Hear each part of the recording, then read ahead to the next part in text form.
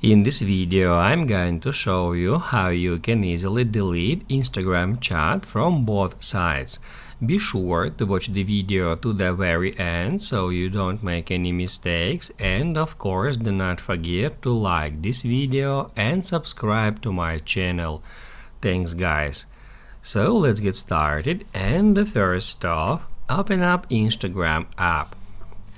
Then tap right here to open up your chats list, and then just get into some conversation.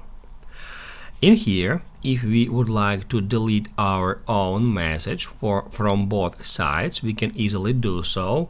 Just long press on your own message and then tap at unsend.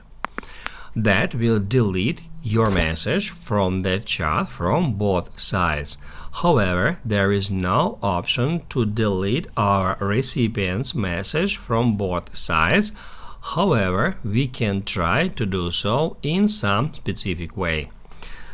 To try to delete the entire chat history from both sides, tap right here at the very top to go to our recipient's Instagram profile page. Then tap at Options and select Report.